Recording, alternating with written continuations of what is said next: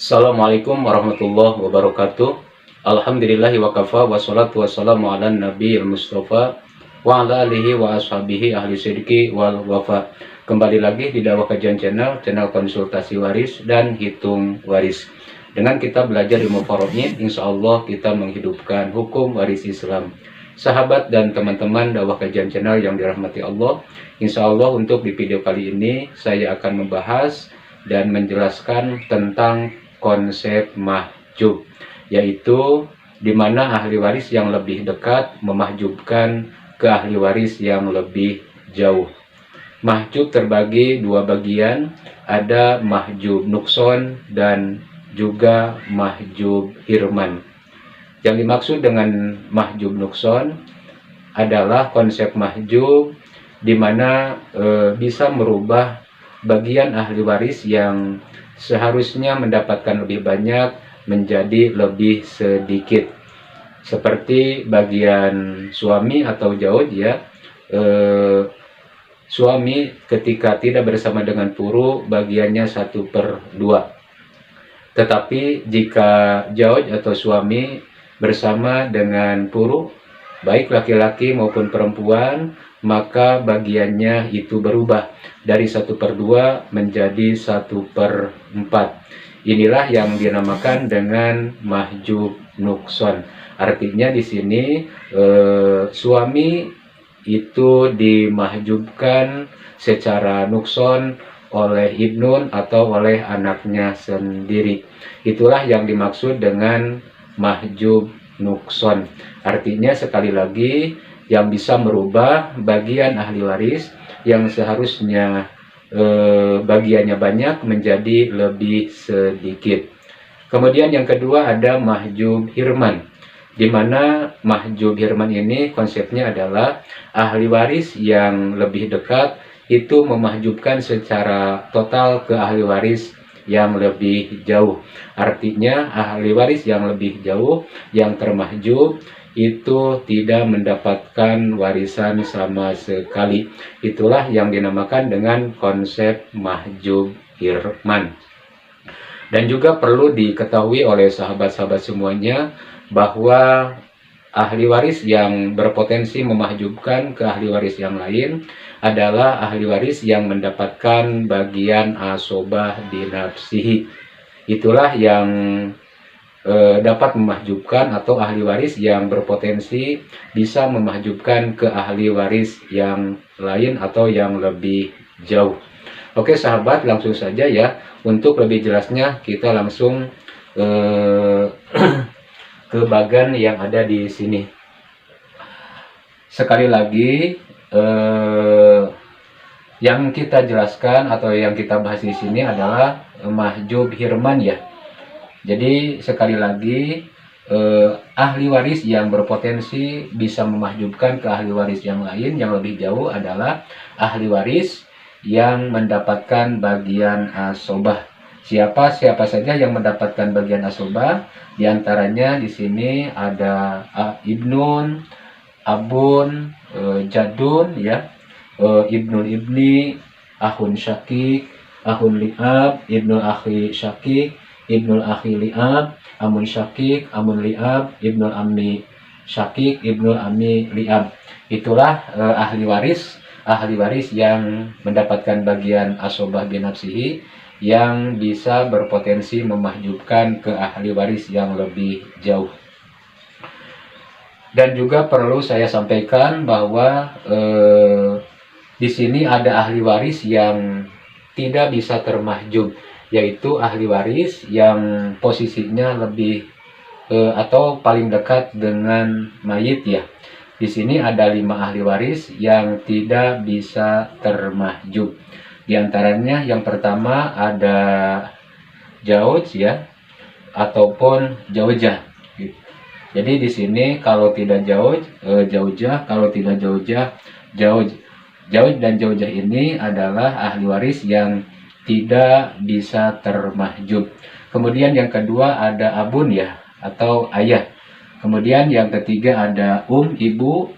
Kemudian yang keempat ada ibnun, anak laki-laki. Kemudian yang kelima ada bintun, anak perempuan. Jadi kelima ahli waris ini Jauj ataupun Jauja, Ibnun, Bintun, Abun, dan ini adalah ahli waris yang tidak bisa termahjub karena posisinya itu paling dekat dengan mayit. Oke, langsung saja ya ke mahjub Hirman. Di sini kita mulai dari Ibnun ya. Di sini Ibnun itu memahjubkan ke Ibnul Ibni ya. Anak laki-laki memahjubkan ke cucu laki-laki ya. Ketika Ibnul Ibni termahjub oleh Ibnun ya, otomatis Bintul Ibni juga termahjub. Artinya perempuan ikut laki-laki. Sekali lagi, yang pertama Ibnun memahjubkan Ibnul Ibni. Kemudian untuk selanjutnya Ibnul Ibni ini berpotensi memahjubkan ke ahun syakik ya, saudara kandung. Ahun syakik ini termahjub Ibnul Ibni ya, otomatis sama juga seperti Bintul Ibni ya, uhtun syakikoh juga otomatis termahjub. Sekali lagi, Ibnul Ibni, cucu laki-laki memahjubkan saudara kandung. Kemudian untuk selanjutnya, ahun syakik ini juga termahjub oleh abun ya. Jadi abun di sini juga memahjubkan ahun syakik. Sekali lagi, otomatis uhtun syakikoh juga termahjub ya. Begitu juga seterusnya untuk perempuan ikut laki-laki. Ketika laki-laki termahjub, maka perempuan juga ikut termahjub ya secara otomatis. Kemudian untuk selanjutnya, ahun syakik ini memahjubkan ke ahun li'ab. Saudara kandung memahjubkan ke saudara seayah. Dan juga otomatis uhtun syakikoh juga termahjub. Sekali lagi, ahun syakik ini memahjubkan ke ahun li'ab. Kemudian untuk selanjutnya, ahun li'ab itu memahjubkan ke ibnul akhi syakik. Saudara seayah memahjubkan ke anak laki-laki saudara kandung. Ibnul akhi syakik juga termahjub oleh jadun ya. Jadi jadun ini memahjubkan ibnul akhi syakik. Apakah jadun memahjubkan ahun syakik, uhtun syakikoh, ahun li'ab, uhtun li'ab? Ini berbeda ya. Karena jadun dengan ikhwah, baik kandung ataupun seayah, itu punya bab khusus ya di bagian jad dan ikhwah.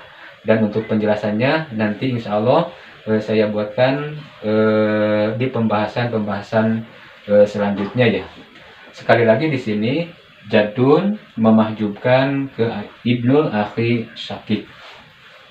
Kemudian untuk selanjutnya ibnul akhi syakik ini memahjubkan ke ibnul akhi li'ab. Anak laki-laki saudara kandung memahjubkan ke anak laki-laki saudara seayah.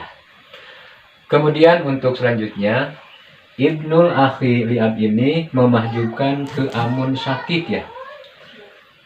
Jadi di sini ibnul akhi li'ab itu memahjubkan ke amun syakik, paman kandung. Kemudian untuk selanjutnya amun syakik ini memahjubkan ke amun li'ab. Paman kandung memahjubkan ke paman seayah. Kemudian untuk selanjutnya amun li'ab ini memahjubkan ke ibnul ammi syakik.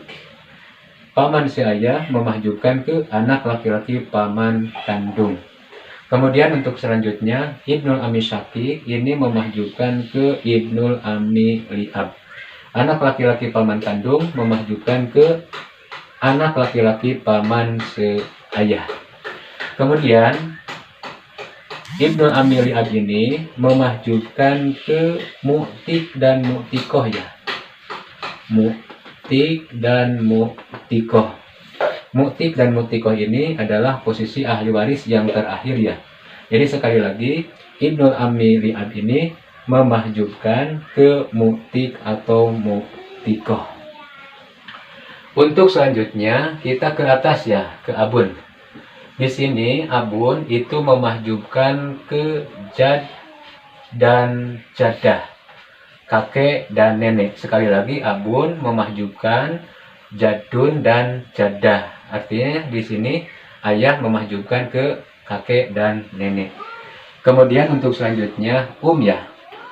Di sini memahjubkan ke jaddatu minal ab dan juga ke jaddatu minal itu sendiri. Sekali lagi, memahjubkan ke nenek dari ayah dan juga memahjubkan ke nenek dari ibu itu sendiri.